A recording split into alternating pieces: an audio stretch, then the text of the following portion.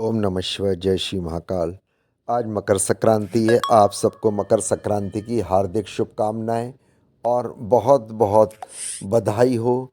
भक्ति story blog की तरफ से प्यारे श्रोतागण और प्यारे सब्सक्राइबर्स को आशा करता हूं आप मकर संक्रांति धूमधाम से मनाएंगे और पतंग उड़ाएं तो चाइनीज़ मांझे का ख्याल रखें, पक्षियों को कष्ट ना हो, उनके परवर कट जाते हैं। अपना भी ध्यान रखें, पक्षियों का भी ध्यान रखें, किसी को तकलीफ ना हो कोई भी त्यौहार मनाते हुए, मेन उद्देश्य ये है। फिर भी एक तरफ से एक बार फिर बहुत बहुत यूट्यूब को भी और सबको बहुत बहुत बधाई हो। दोस्तों, आज मैं बताऊंगा मकर संक्रांति के दिन खिचड़ी क्यों बनाते हैं, कब हुई थी इसकी शुरुआत और क्या है ये रहस्य। आइए जानते हैं। जानने से पहले व्लॉग को लाइक करें, सब्सक्राइब करें, शेयर करें, बेल आइकॉन को प्रेस करें। हमारे देश में कुछ मुख्य त्योहारों में से एक मकर संक्रांति का पर्व है। ये पर्व हर साल 14 या 15 जनवरी को मनाया जाता है। इस पर्व को मनाने का मुख्य कारण यही होता है, इस दिन सूर्य मकर राशि में प्रवेश करते हैं। इस दिन से मौसम का बदलाव शुरू हो जाता है। सूर्य के मकर राशि में प्रवेश करने की वजह से ठंड के मौसम में भी थोड़ा बदलाव होने लगता है। इस दिन को भी नई फसल के स्वागत के लिए विशेष दिन माना गया है। इस दिन को लेकर भारत के विभिन्न प्रांतों में अलग अलग रीति रिवाजों परंपराओं का पालन किया जाता है। इस पर्व को देश के अलग अलग राज्यों में अलग अलग नाम से जाना जाता है।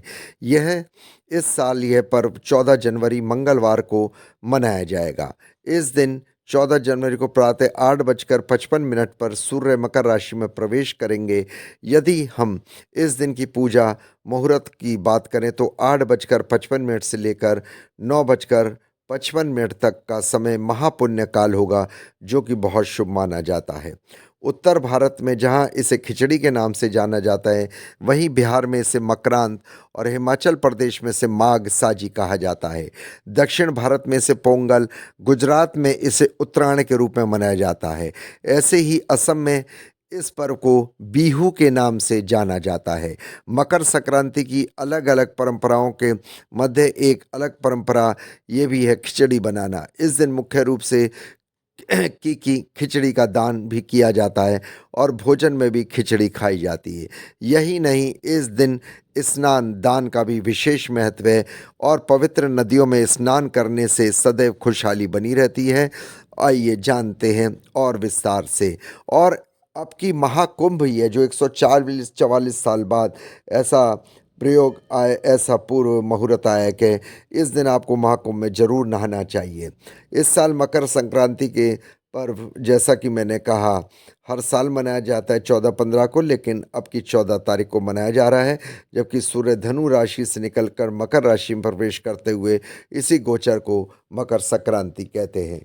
14 जनवरी को मैंने बताया सुबह 8:55 से संक्रांति शुरू हो जाएगी, क्योंकि इसी समय सूर्य मकर राशि में ठीक प्रवेश कर जाएंगे और 8:55 से लेकर 12:51 तक का समय पुण्य काल होगा, जिसको ब्रह्म मुहूर्त के भी कहते हैं। मकर संक्रांति के दिन ब्रह्म मुहूर्त 14 जनवरी प्रातः 5:30 से लेकर 6:20 तक रहेगा। मकर संक्रांति के दिन आप खिचड़ी बनाने की परंपरा है, विशेष धार्मिक सांस्कृतिक महत्व है। यह परंपरा भारत के विभिन्न हिस्सों में प्रचलित है। मुख्य रूप से उत्तर भारत में मकर संक्रांति के दिन खिचड़ी बनाई जाती है। चावल से बनी खिचड़ी इस दिन के लिए शुभ पवित्र भोजन माना जाता है। इसका संबंध दान, स्वास्थ्य, आध्यात्मिक शुद्धता से जुड़ा हुआ है। ज्योतिषी की माने तो खिचड़ी का इस्तेमाल होने वाले चावल का संबंध चंद्रमा से है, जबकि दाल का संबंध शनि और राहु से होता है। काली दाल का ऐसे ही आप खिचड़ी बनाते हैं, इसमें हल्दी का इस्तेमाल करें करें तो इस संबंध में बृहस्पति ग्रह से होता है। यदि आप मकर संक्रांति के दिन खिचड़ी बनाते हैं तो आपके चंद्रमा, शनि, बृहस्पति मजबूत होते हैं। यही दिन काली दाल, उड़द और चावल दान करने से शनि दोष भी कम होते हैं। मकर संक्रांति के दिन नदियों में स्नान की विशेष परंपरा है। अब की तो महाकुंभ है, बल्ले बल्ले है सभी की, आपको जरूर स्नान करना है। धार्मिक और आध्यात्मिक महत्व के यह दिन सूर्य के मकर राशि में प्रवेश से और उत्तरायण होने का प्रतीक है। इसी वजह से पवित्र नदी में स्नान करने का बहुत ही आपको शुभ फल माना जाता है। बहुत ही सारे आपके पुण्य मिल जाते हैं और पाप दूर हो जाते हैं। इस मकर संक्रांति में नदियों में स्नान करने से समस्त पापों का नाश होता है, आत्मा और शरीर की शुद्धि होती है। यही नहीं, पवित्र नदियों में स्नान करने से व्यक्ति को मोक्ष की भी प्राप्ति होती है। पौराणिक कथाओं में माने तो गंगा जैसी पवित्र नदियों में देवी देवताओं का वास होता है, जिससे इन नदियों में स्नान करना अत्यधिक पुण्य माना गया है। यही नहीं, एक कथा के अनुसार भगवान विष्णु ने मकर संक्रांति के दिन असुरों का वध किया था, उनका सिर नदी में प्रवाहित किया था। उसी समय नदी में स्नान करने से पापों की मुक्ति का मार्ग समझा जाता है। मकर संक्रांति का पर्व पूरे देश में अलग अलग तरीके से मनाया जाता है, मैंने आपको बता दिया है। और पौराणिक कथाओं के अनुसार संक्रांति के गंगा नदी में पर अवतरण पृथ्वी का भी हुआ था, भागीरथी से धरती पर लाए थे। इसी वजह से मकर संक्रांति के गंगा स्नान का शुभ माना गया है।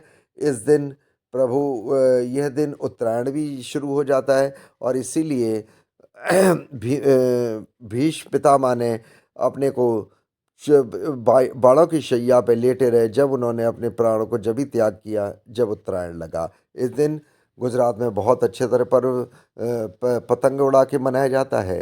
तो प्लीज़ ब्लॉग को अधिक से अधिक लाइक करें, सब्सक्राइब करें, शेयर करें, बेल आइकन को प्रेस करें। तिल के लड्डू खाएं, रेवड़ियाँ खाएं, ये भी मकर संक्रांति पे खूब चलता है, मूंगफली भी चलती है। खूब अपने त्यौहार को आराम से आनंद से मनाएं। आप सबको बहुत मुबारक, और सब्सक्राइब करें।